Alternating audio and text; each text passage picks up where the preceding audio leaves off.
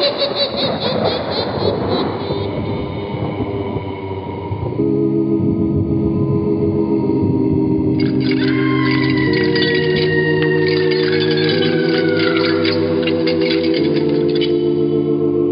Mysterious Old Radio Listening Society podcast.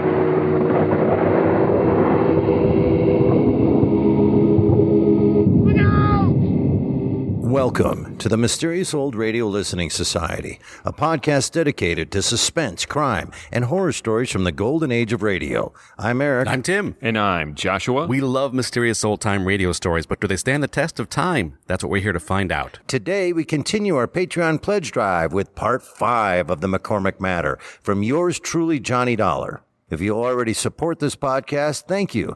If you don't, we hope to change your mind with a month of bonus episodes, Patreon previews, and special releases like the one you're about to hear. In a departure from our usual recording process, all three of us are listening to this story for the first time. Not only that, we're listening to it together and recording our thoughts immediately after hearing each episode. In this way, you'll get our real-time reaction to the story's cliffhangers, plot twists, and final resolution. We're also releasing episodes daily, allowing you to enjoy the story in its original, serialized format. So now let's listen to Part 5 of the McCormick Matter from yours truly, Johnny Dollar. First aired October 7th, 1955. It's late at night, and a chill has set in. You're alone, and the only light you see is coming from an antique radio. Listen to the sounds coming from the speaker. Listen to the music, and listen to the voices. From Hollywood, it's time now for Bob Bailey as Johnny Dollar. Ready with your party in Hartford, Connecticut, Mr. Dollar. Go ahead, please. Hello, Mr. Barth. Yes? This is Johnny Dollar. Johnny, what's up? Now listen carefully, Ed. I've just been shot. What? Oh, it's nothing serious. I'm backstage at the Elmar Theater in the Bronx. Johnny... I'm all right. Now listen to me. I got a tip from old Mike Cairn, a convict, that a man named Joe Panny might have had something to do with the McCormick case a few years ago. Yes, a jewelry case, $100,000. Well, Panny's been murdered. I didn't get a chance to learn anything from him, but I have learned that Panny's ex-wife is married to Julian McCormick. You've contacted our New York office? I've been trying to get your man Frank Porter at his home, but no one answers. Yeah, it's going to be pretty nasty for Allied Casualty if she plotted with this Joe Panny to rob McCormick. Yeah. Do you want me to wait and let Frank Porter handle it? No. You go ahead. If somebody's throwing bullets around, they'd better be stopped before... Oh, well... By me rather than Frank Porter, huh? Okay.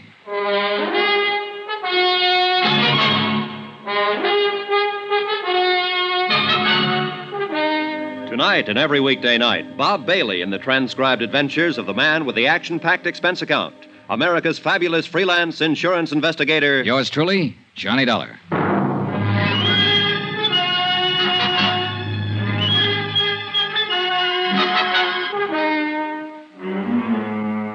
Expense account submitted by Special Investigator Johnny Dollar to the Allied Casualty and Insurance Company Limited, Markham Building, Hartford, Connecticut. The following is an accounting of expenditures incurred during my investigation of the McCormick matter. Item 11, $7.50, one bottle of scotch, which I sent the stage doorman out to get while I was calling Ed Barth at Allied Insurance. Apparently, everybody in the neighborhood thought the exchange of shots between me and somebody in a long black coupe were backfires. It was the doorman who dragged me back in the theater. You got yourself a boy now, mister. It's just a graze. I sure don't get you. Calling insurance people and not police. Somebody fires a gun, you call the cops. Have another drink. That's the way it seems. Hey, where you going? You should see a doctor. Later. I went back outside in the alley where the shooting had taken place. 10 minutes of looking around, and I dug a pair of .38 slugs out of a telephone post.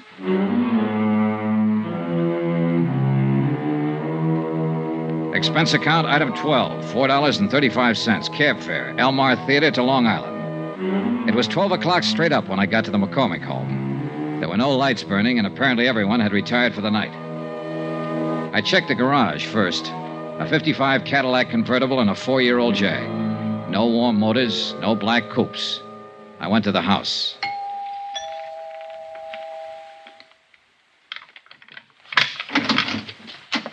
Oh, it's you. Hello, Mrs. McCormick. No, please. Please don't come in here. My husband... Oh, please. I don't know who you are, but I remember meeting you at the hotel the other I'm day. Johnny Dollar, an insurance investigator. Insurance? Oh. Well, there must be some way we can fix this up. Talk to me tomorrow. I'll meet you somewhere. How can you fix up murder? Murder? What are you talking about? Joe Panny's dead. Your ex-husband. He was shot with a .25. Just like the one you swung at me at the hotel. Oh, no. You want to tell me about that? All right, I'll tell you. Joe was your husband once.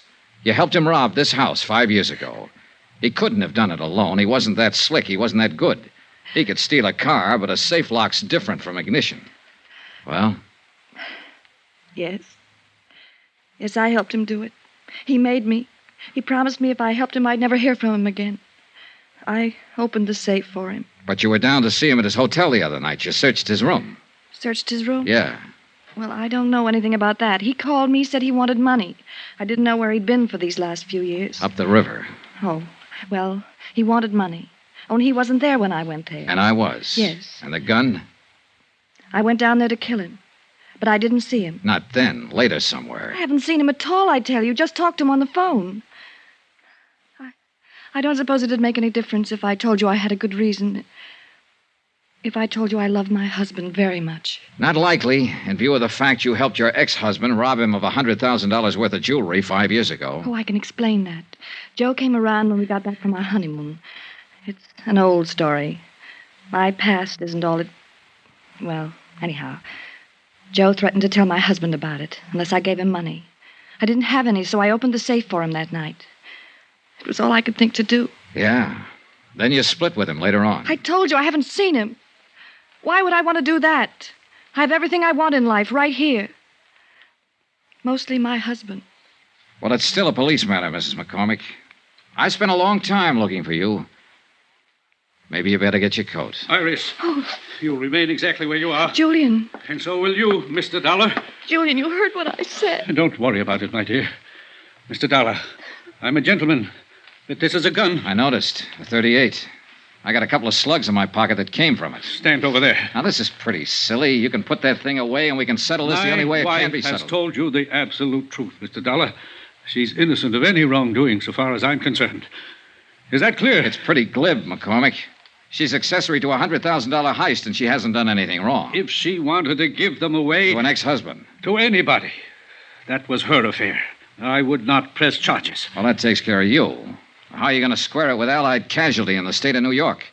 And you also forget a little matter of a dead man. But I haven't forgotten you, Mr. Dollar. Julian, please don't. I've caused enough trouble, please. Calm yourself, my dear. This is the least I can do for you after what you've done for me. Just being my wife. Mr. Dollar, will you accept money? Not enough for murder. 50, 100,000. I'd hate to kill you, Mr. Dollar. You tried once tonight. You've referred to that before. But you weren't very good, and now you're even worse. You forgot to take the safety off that gun. The Give me that. safety? Oh, you killed him. You killed him. Ah, he's all right. Get out of the way and let me see that gun.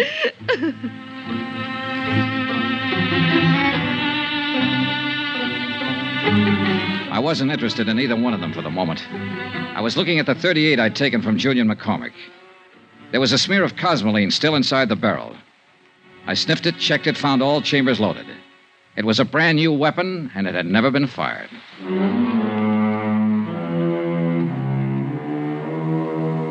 Expense account item 13, $5.50, cab fare again, this time from Long Island to an apartment in Queens. The man I wanted to see was Allied Casualties man Frank Porter. He lived in a very polite neighborhood. That's apartment 203, but Mr. Porter is not in, sir. I'll wait for him.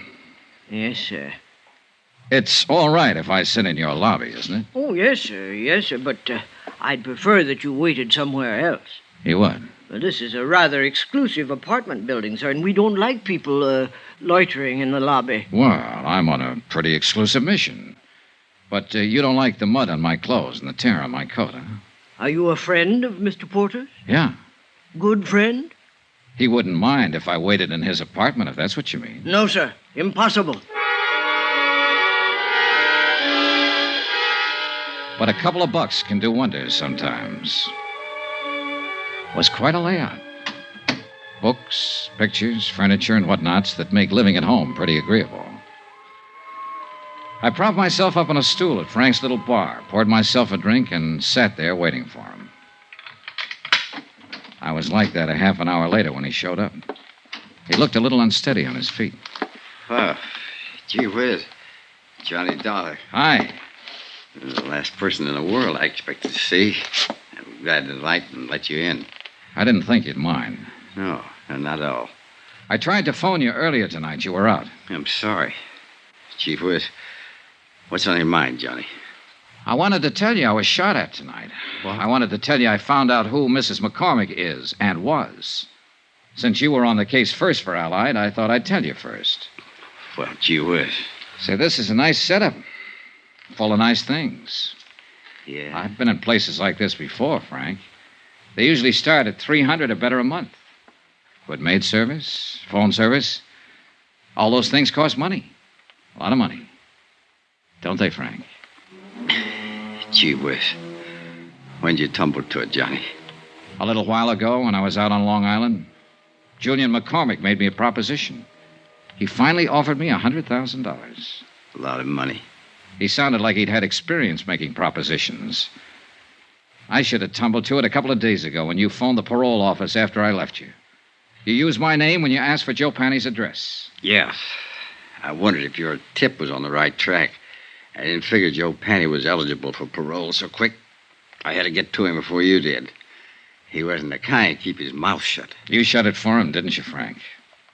Mind if I sit down, Johnny? Now, go ahead. They'll be strapping you down one of these days. Gee whiz. No $150 a week investigating claims by nice places like this. It was one of those lucky things, Johnny. When I was called to Long Island to investigate that heist 5 years ago, I met McCormick's wife. Happened to recognize her as Joe Panny's ex. And you knew McCormick was in love with his wife enough to pay you to keep quiet. I gave him service for his money. The cops would have broken that case in 24 hours, but I covered up all the tracks I could find. And I made it real safe by seeing Joe sent up the river. How? Just tipped off the cops to some of his hot car deals, and they picked him up. He happened to be carrying a gun, so he got to works. Then you just sat around drawing blackmail from McCormick.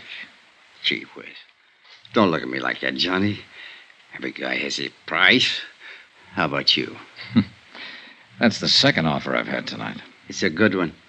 Joe Panny was a dumb guy. He picked up that jewelry and went right downtown and plunked it in a safe deposit box. It's been sitting there all the time he was up the river. Still worth... Sorry, Frank. You sure? I'm sure. Chief Whiz. Chief Whiz, Johnny, you are a good dick. You don't buy off. I just wanted to see, I guess. Sure, Frank. Well, do we go in quietly? You'd be surprised, Johnny, how quiet. You better dial for an ambulance if you want me to go to the trial. What? You were good in that alley back of the theater tonight, Johnny, when I tried to knock you off. I followed you all night looking for my chance. You nicked me twice. Dial the doc. Quick. Gee whiz, it hurts. He died right there, without saying another word.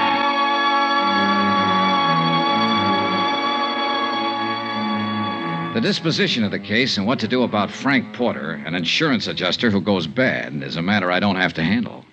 And I'm glad. Expense account item 14, hotel and board in New York City, $79.30. Item 15, $84, legal fees and incidental expenses involved in locating the widow of Mike Cairns, who it seems is still alive somewhere in Iowa and will accept half the reward as promised.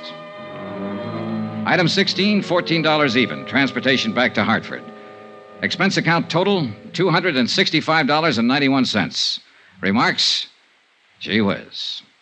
Yours truly, Johnny Dollar.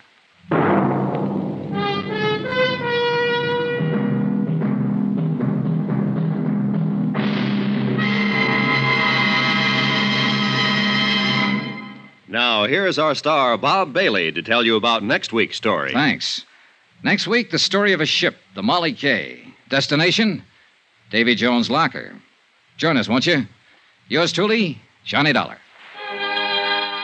That was episode 5 and the final episode of the McCormick Matter of yours truly, Johnny Dollar. Here on the Mysterious Old Radio Listening Society podcast. I'm Eric. I'm Tim. I'm Joshua. We're all kind of right. We had a lot of pieces. Yep. Not 100% right, but I want to give credit to Tim, episode 2, picking out the insurance guy. I think it was episode 1. It was, actually, yeah. Episode 1, Yeah, fine. I didn't stick to him all that fiercely, but... No, but you were right. And Joshua figured, oh, she's now the wife of the McCormick. I got nothing right. You got the Godzilla music dead on. I got the Godzilla music dead on. Because that is the music from Godzilla. Now it's in your head. There may only be 0 people who appreciate this, but I just started at some point in listening to this thinking, yours truly, Francis Dollarhide. It's a character from Red Dragon, a Thomas Harris novel. I can edit it out. No, please just don't. add some more silence. No, just add more silence. No, I Some want, tumbleweeds Foley. please, if you got that, please write Tim and let him know. You can give me the... Got it. Right, That's got it. what I've earned. Gee whiz, Tim. Gee whiz. So when he got shot on the street, he returned fire?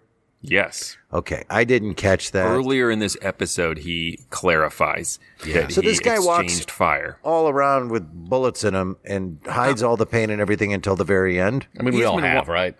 Right. But he hasn't been walking around. It hasn't been that long. He's been driving around. I think that's a great touch, just trying to see if he can catch Johnny and finish him off.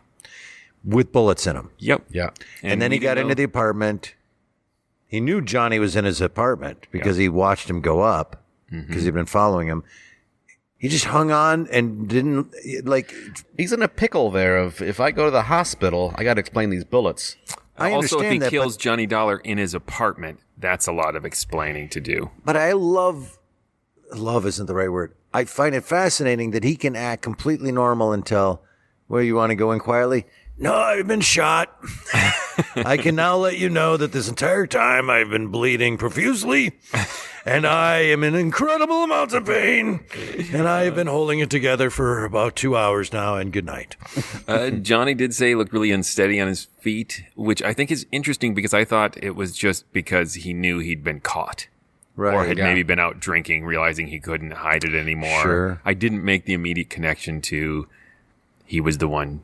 Well, he had to be the one taking pot shots at him. But yeah, the story is that nice combination of satisfying you because you're able to get there a little bit before Johnny does, but there are enough little details and twists and fun dialogue to make it all worthwhile. Yep. And the gee whiz motif ends up being great. Yeah, it was fantastic.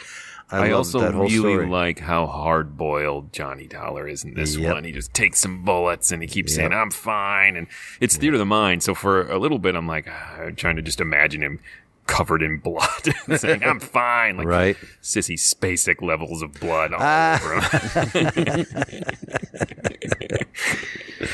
him. It was nice that he also added that they completed the loop of, and I went out and found this guy's wife and I gave her the reward money. Yeah.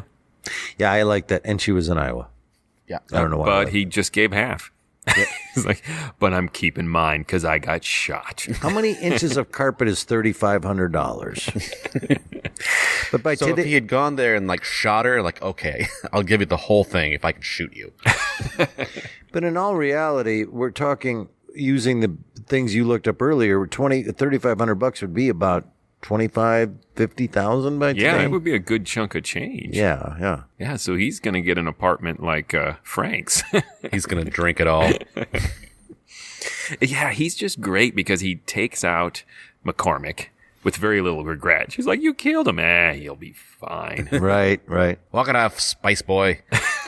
So what happens to everybody? The McCormick's, both of them have to go to jail for insurance fraud, or at the very least, right? That is interesting because there's their no way. insurance investigator is compromised. Yeah, but they were in on it. She let him steal it. She admitted that and didn't report it correctly. And then he threatened a guy with a gun, for starters. And he didn't know about it. So he may get off, but I think she's going to have to do some time for sure for fraud. I don't think those two get off scot-free. That's what I'm saying. That's a very good point. I don't see how this shakes out where you can explain away Frank, the other insurance guy, and leave the McCormick's out of it. It's probably a sentence that will require paying a hefty fine, but I don't know that it'd be a jailable offense. Because they were under duress. They were being threatened by multiple people. He was threatening her. She can claim in court. So maybe they do get off. But at this much we know, they now have their jewels back. Yeah. And you were right to a certain degree that they're just sitting somewhere, right, not being spent. Right. You suggested they might be back in the actual safe, but they're just in a safety deposit box somewhere. And they're actually, all the money that's being made is from blackmail. Right. And I did not expect the twist of Iris actually being in love with Mr. McCormick. Yeah. And so retroactively, it tells you that the other insurance guy's been lying to Johnny the entire time. Yep. Right up from episode 2. And he goes, he's a dangerous guy. Everything he's been saying is to just keep Johnny away from the truth as much as possible. And Johnny just needs scotch. That is his only cure for a bullet wound. Yeah, I love... Like, it's dragged in by the doorman who's like, you need to go see a doctor, you need to see a hospital, and Johnny's like, you need scotch. Yes. You know what you need? You're telling me what I need. Baby. You need a big glass of shut up. Bob Bailey is so good in this. Yeah, he's great. He can be... Everybody is. So soft-spoken and mild sometimes, and then just so hard. Mm-hmm. And it's funny, have you ever seen a picture of Bob Bailey? No. He's just kind of a tall, super gangly, skinny guy. He doesn't look at all like your hard-boiled character. Really? Yeah. Well, remember when his brother Bill Bailey came home? Thanks for jumping on that. Yeah, I took the hand grenade of that joke. Just to annoy Eric, I looked up what cosmoline was.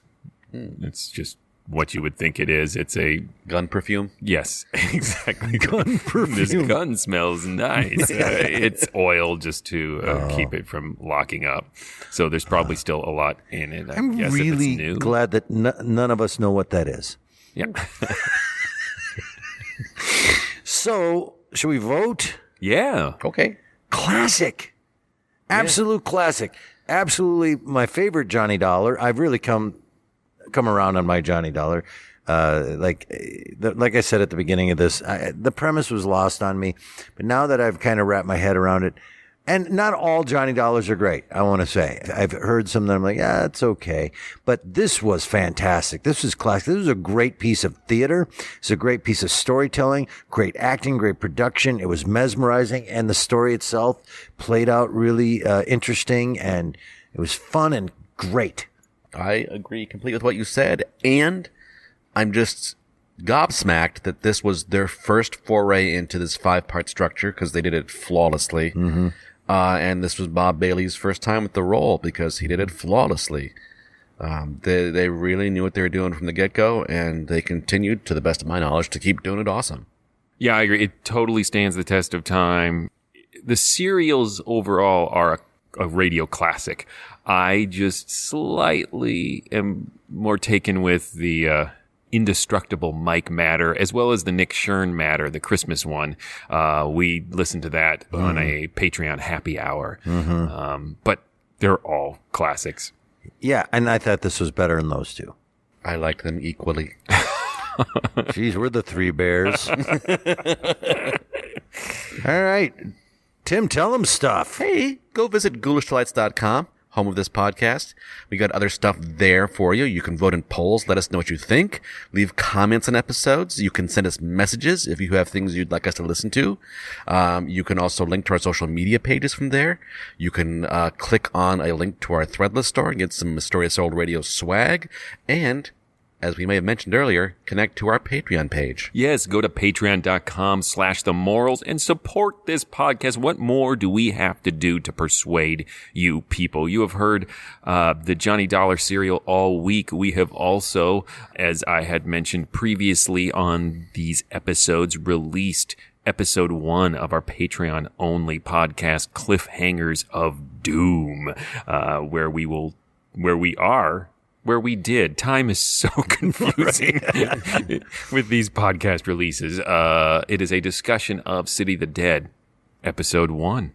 Yeah, and if you like that, you can go to Patreon and hear 9 more episodes of possibly diminishing quality, but we won't spoil anything. So please, and keep listening all month. We have more previews coming and more exciting episodes. Yeah, and if you'd like to see us performing live, please come see the Mysterious Old Radio Listening Society Theater Company as we do audio theater live on stage monthly. We do classic recreations of classic old-time radio shows and a lot of our own original work. Currently in the fall of 2022, our home is the Bryant Lake Bowl Theater. But we've been monthly performing things for almost over 5 years now, I think. And if you'd like to find out what we're performing this month and where, go to ghoulishdelights.com or mysteriousOldRadioListeningSociety.com, and there you'll see what we're doing. Links to buy tickets to come see us. And if you can't be in the Minnesota Twin Cities area and see us live, become a Patreon because we film it and you get to see our shows for free. Another advantage to being part of our Patreon audience. So just for a few bucks a month, you don't have to drive to Minneapolis to see us perform. However, I will say, if you are in the area, the food at the Bryant Lake Bowl Theater is amazing, and it's a great, great night out. Seriously. What is coming up next? Next, in honor of the festive Halloween season, we will be listening to an episode of Suspense starring the one and only Bela Lugosi. The Doctor Prescribed Death. Until then... I'm Johnny Dollar.